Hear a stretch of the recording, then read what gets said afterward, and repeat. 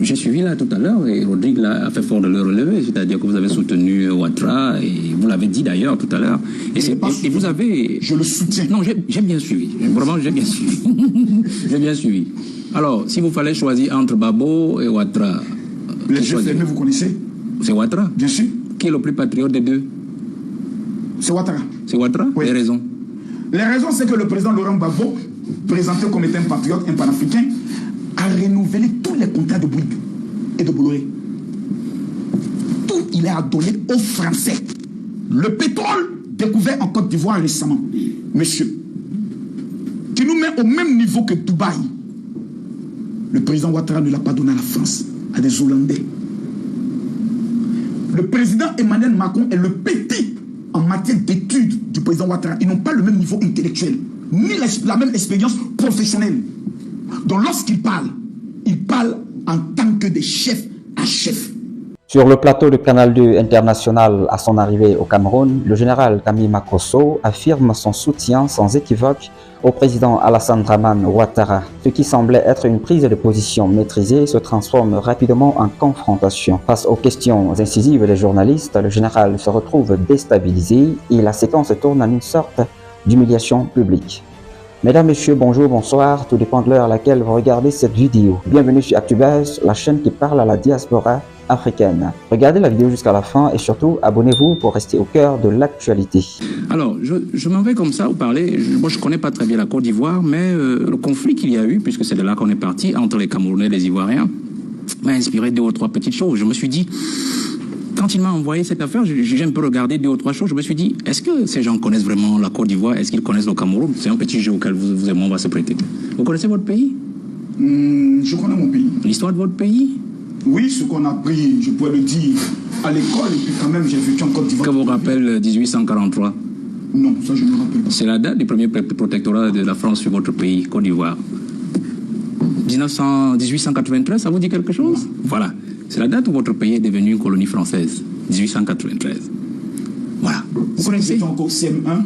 Je pense qu'en récitant, en regardant les cours, je vous aurais répondu clairement. Très bien, je vous comprends, je vous comprends. Vous connaissez, non, ça rapporte de l'argent, hein, ça peut faire des calls dans une émission de télé, ça peut faire des calls, donc ça peut rapporter de l'argent, donc réfléchissez-y. Non. Vous connaissez Pierre-Marie Coty? Marie Coty, je ne la connais pas. Non, c'est un homme. Je ne le connais pas. C'est un homme. Je ne le connais pas. C'est lui qui a écrit les paroles de votre hymne. Je ne le connais pas, ce monsieur. Voilà, c'est lui qui a écrit les paroles de votre hymne. Vous connaissez quand même votre hymne, vous pouvez chanter votre hymne. Salut aux terres d'espérance, pays d'hospitalité. Non, chantez. Salut aux terres d'espérance, pays de l'hospitalité. Tes légions remplies de vaillance ont relevé ta dignité. Merci. J'aime beaucoup la deuxième ligne de cette strophe, votre couplet, c'est-à-dire pays d'hospitalité. Parce que j'ai même vu que c'est... Ils ont dit pas... ça ne veut pas dire hôpital. Non, pays d'hospitalité. Pays d'hospitalité. D'ailleurs, je crois que l'un des slogans de votre CAN l'année prochaine, de Coupe d'Afrique des Nations, ce sera justement quelque chose comme ça qui portera sur l'hospitalité. Donc j'aime cela. Et je me suis posé la question quand il y a eu tous ces conflits sur Facebook, est-ce qu'ils savent même, est-ce qu'ils connaissent même vraiment ce qu'il y a dans leur hymne, ce que Pierre-Marie Coty avait écrit dans leur hymne.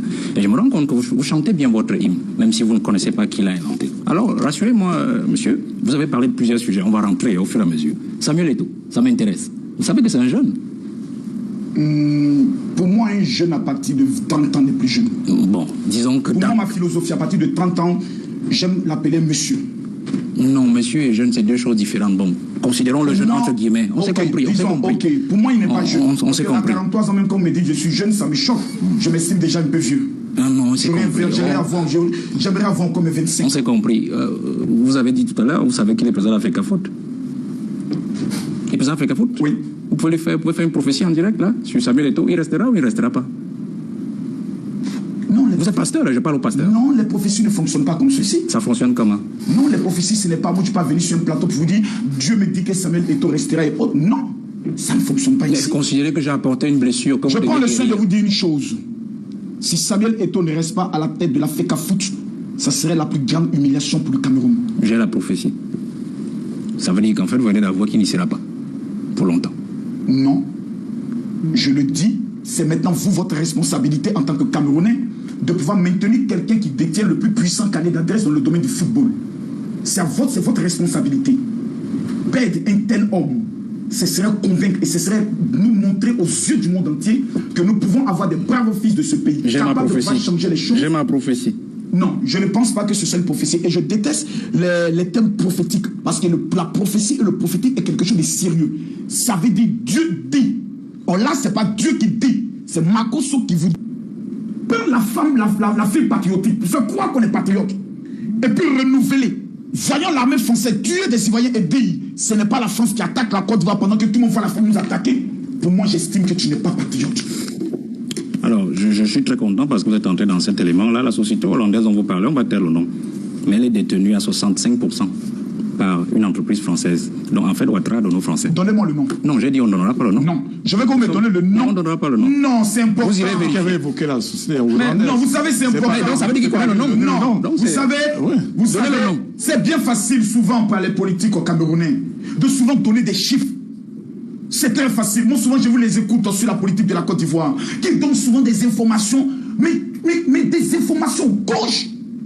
Vous dites que la société hollandaise appartient à 65%, mais vous donnez une référence. Non, donnez l'entreprise et on pourra se référer. Monsieur, moi je donne le nom du pays. Vous me dites que vous connaissez l'entreprise. Le pays, c'est pas une entreprise. Certainement. Je n'ai pas le nom de cette entreprise. Voilà, allons, continuons. Non, je sais que l'entreprise a été donnée aux Hollandais. Voici le thème. On ne donne pas un pays, on donne une entreprise à multinationale. Le thème a été donné. Maintenant, vous donnez une information. Elle est détenue à 65%. Mais c'est à vous maintenant de prouver. Je peux même encore vous ramener même encore une entreprise au Cameroun, une entreprise de droit camerounais, mais détenue par des Ivoiriens. C'est possible. C'est techniquement possible. Oui. Pour ça, je ne disconviens pas. Mais lorsque vous dites qu'elle est détenue par des Ivoiriens, mais vous en apportez premièrement quoi? Le conseil d'administration. La fiche peut être disponible ou bien vous n'êtes pas venu avec la fiche technique de cette entreprise. On peut continuer. On peut continuer. Vous avez terminé? J'ai fini. Très bien. On peut m'aller au niveau du cacao. Qui gère le cacao ivoirien? Du moins, export du cacao ivoirien. Il existe plusieurs sociétés en Côte d'Ivoire qui sont dans l'exportation. Je connais des jeunes Maliens qui sont dans l'exportation du café cacao, mais nous savons tous que la majorité des exportations sont détenues par les Français. Et ça ne nous gêne pas du tout. Ça ne vous gêne pas du tout? Non, pas moi. Parce que lorsqu'un portable vient de la France et de la Chine, vous choisissez le portable qui vient de la France. Pourquoi? Qualité. Encore même que les portables ne sont pas fabriqués toujours là-bas, c'est en Asie. Oui, monsieur, mais vous connaissez la rigueur de la qualité de l'Union. En fait, je venais de vous donner notre réponse à notre affaire de Hollande. C'est-à-dire qu'on croit toujours que ça vient de quelque part, mais ça vient d'ailleurs. Parce que le portable que vous avez, tout est fabriqué en Asie. On vient juste monter et taper le logo sur le téléphone en Angleterre. Vous convenez avec moi que lorsque on s'est compris. Non, on s'est compris, monsieur Makos. Vous n'allez pas remettre en cause la qualité des produits qui viennent de la France, s'il vous plaît. On s'est compris. Vous êtes français? Je ne suis pas français, mais j'aime la France. Vous aimez la France? Oui, monsieur. Bon, moi, j'aime prendre un petit café sur les Champs-Élysées. Très bien, très bien. Mais là, nous parlons du commerce et des produits. Donc, je vous le dis, au niveau du commerce. Donc, si vous ouvrez la batterie de votre téléphone, vous allez voir le Made in qui est posé dessus. Par exemple, je prends seulement la batterie de votre téléphone. J'ai déjà eu affaire à des iPhones. On s'est compris, non? Monsieur, on s'est compris. Qui viennent de la Chine et qui viennent de la France. On s'est déjà compris. La meilleure qualité, mon frère, vient de l'Union européenne. On s'est compris. Maintenant, revenons sur le cacao. Le café et le cacao de la Côte d'Ivoire, nous sommes les premiers producteurs au niveau du monde, dans le domaine du cacao. Nous sommes aujourd'hui la 10e puissance économique de l'Afrique. Deux pas derrière le Ghana. 10e puissance économique de l'Afrique grâce au président Ouattara. Le cacao est tenu aujourd'hui dans l'exportation par la majorité des Français. Oui, ce débat-là, tout le monde le sait. Nous prions Dieu que les accords politiques et les futurs présidents qui reviendront dans la nouvelle génération que vous souhaitez tant puissent changer beaucoup de choses. Mais pour l'instant, je vais dans votre sens, oui, à majorité. Avançons, mais au passage, la Côte d'Ivoire ne figure pas parmi les 10 pays les plus développés d'Afrique. Donc vous avez dit 10e puissance, je ne sais pas ce que ça veut dire. Monsieur, on parle sur le plan économique ou on parle sur le plan développement? S'il vous plaît. Non, attendez, on parle en termes économiques. On parle justement en termes économiques. Attendez. Non, attendez, monsieur. Monsieur Makos, vous voulez remettre en cause je vous redonne la parole. Je vous redonne la parole. Ce n'est pas une affaire de Côte d'Ivoire ou de Noirs. Aucun pays d'Afrique noire subsaharienne ne figure parmi les 10 puissances économiques africaines. C'est ça que je voulais simplement vous dire, puisque vous venez de le dire tout à l'heure. C'est sûr et c'est connu. Alors pas vous, pas nous. Monsieur Makos, nous parlons... Qu'est-ce que vous êtes en train de faire? Donc vous voulez remettre en cause que le Nigeria n'est pas la première puissance économique de l'Afrique? On ne parle pas du Nigeria, on parle de vous. Mais qu'est-ce que vous nous racontez? On fait le classement. Nigeria premier, Côte d'Ivoire 10e. Donc vous dites que c'est inventé? Je dis que Aucun pays d'Afrique noire subsaharienne francophone ne figure parmi les 10 pays. Subsaharienne francophone, aucun pays. Monsieur qui sait bien francophone. Non, francophone, non. C'est de ça que je parle. Ce qu'il dit est faux. Alors, monsieur, permettez-moi de vous dire alors de me faire le classement des 10 pays. Ouais, je ne suis pas venu pour ça, monsieur Makosso. Donc vous ne connaissez pas aucun pays d'Afrique noire subsaharienne francophone ne figure parmi les 10 puissances économiques africaines. On progresse, ce n'est même pas. Nous allons regarder un indice. Oui, regardez l'indice. Vraiment, regardez. C'est pas le classement est là, oui. Avançons. Alors, Echo, je vais parler de la monnaie. Que pensez-vous du traitement que M. Ouattara a fait de la monnaie ouest-africaine? Monsieur, laissez M. Tonga faire ce travail. Vous êtes en train de parler exactement du franc CFA, qui est utilisé au Cameroun, comme qui est utilisé au niveau de la Côte d'Ivoire. Avec quelques différences. Avec quelques différences. J'en conviens. Je vous en concède. Quel Africain sensé, normal, de notre génération, serait d'accord de savoir que notre monnaie est fabriquée en France? Aucune personne. Sur le plan du CFA, ma position, elle est catégorique. La génération qui viendra après, cette bande de vieillards que nous respectons tant, doit mettre fin à ce système. Mais pour l'heure, sous le franc CFA, nous avons des personnes qui construisent des immeubles. Donc, le franc CFA, pour moi, ne serait jamais un problème de développement si la volonté politique y est. Quand nous prenons le soin de regarder le taux des détournements des deniers publics, si nous prenons le soin de mettre en place une politique franche, capitale et déterminée sur la lutte contre les détournements, les fraudes et autres, on a assez d'argent pour vivre heureux. Même avec le taux du franc CFA que tout le monde condamne. Vous n'avez pas répondu à ma question. Mais monsieur, que pensez-vous du traitement de M. Ouattara de la monnaie ouest-africaine ECO? Vous me parlez de la sa monnaie? Position. Attendez. La position sur l'ECO.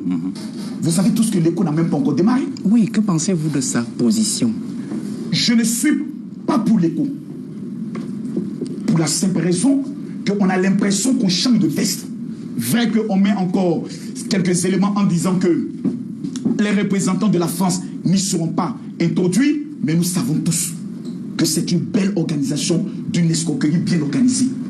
Donc sur ce plan, pour vous répondre, je ne suis pas pour. Non, je comprends bien que peut-être vous n'êtes pas au fait des évolutions, c'est-à-dire qu'il y a l'ECO vrai, c'est-à-dire qui est soutenu par le Nigeria et les pays saxons et certains pays francophones, c'est-à-dire celui vraiment qui se détache complètement de la logique colonialiste du franc CFA. Et il y a l'ECO, c'est-à-dire ce qu'on appelle entre guillemets le faux ECO, qui a été promu justement par celui que vous soutenez, M. Ouattara, et qui justement a mis en berne tout le grand projet ECO qui était soutenu par les pays ouest-africains. Je suis d'abord. Donc je vois. On va aller d'abord sur ce sens. On va aller d'abord sur ce sens que vous dites.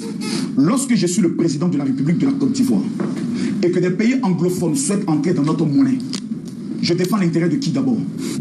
Des anglophones? Monsieur Makosso, il ne s'agit pas d'anglophones. Non, monsieur, ce que je vous dis, c'est très important. La CEDEAO est faite de francophones et d'anglophones, mais avec des monnaies difficiles, c'est une communauté. Économique déjà comme le Nigeria, qui entre avec la volonté des anglophones, qui ont pour intention de vouloir nous avaler et contrôler tout le système. Mais c'est tout à fait normal que nous disions non. J'ai compris déjà. Je salue directement le président Ouattara pour cette position. J'ai compris. Voilà, de l'ECO. De l'ECO, j'ai compris. Que pensez-vous de la drogue en Côte d'Ivoire? La circulation de la drogue. Mais monsieur, pourquoi ces petites questions? La drogue en Côte d'Ivoire, mais c'est un fléau qui détruit toutes les nations. Au niveau de la drogue, c'est un fléau qui détruit toutes les nations. Personne n'est content de voir la drogue. En Côte d'Ivoire, il y a la lutte contre la drogue, et oui. Alors, ça pinçait mon esprit parce que vous avez fait tout à l'heure allusion à Mbak, Ahmed Bakayoko, qui était soi-disant votre parent. Je parle sous votre contrôle. Hein. Si je me trompe, vous me reprenez très rapidement. Si je me trompe. Ahmed Bakayoko. Je viens d'apporter la preuve. Il n'y a pas de souci. Si c'est la preuve, je m'aligne. C'est une puissance économique. Reconnaissez que vous avez... Non, des pays francophones, d'Afrique noire subsaharienne francophone. Alors, si c'est ça, je m'aligne. Il n'y a pas de souci. Nous sommes là pour le savoir. Alors, M. Tonga, peut-être le verdict? Non, il y a plusieurs sources pour dire. Non, donnez le verdict. Afrique noire subsaharienne francophone, aucun pays. Non, en fait, la Côte d'Ivoire et la Tanzanie se disputent la 10e place. Quand nous regardons sur plusieurs sources... Vous avez votre source à vous aussi? Oui, j'ai ma source. Ma source est... Ah, donc la Côte d'Ivoire et la Tanzanie se disputent quoi? La 10e place. Donc je n'ai pas totalement tort. C'est pour ça que je vous aime. Votre source quand même, parce que c'est pour m'édifier. C'est pour m'édifier. Nous ici, nous avons Sika Finance. C'est pour m'édifier. Lui, c'est Sika Finance. Le classement date de quand? Oui, le classement 2001. Là, nous 2001. Chez lui, là-bas, 2001. Ici, 2021. 2021, d'accord. Et il y a des projections sur Non, j'ai pour m'édifier. Chez vous, c'est la source, c'est que... Donc ma source. Non, c'est pour m'édifier. On doit savoir... Qui se base sur les projections de la...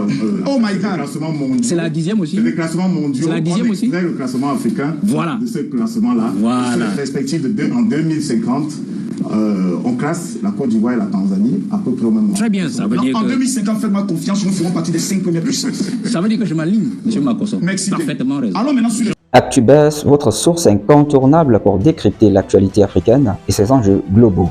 Analyse, perspective et infos clés pour comprendre un continent en perpétuel mouvement. Abonnez-vous, c'est gratuit. On se dit à la prochaine vidéo. D'ici là, restez curieux.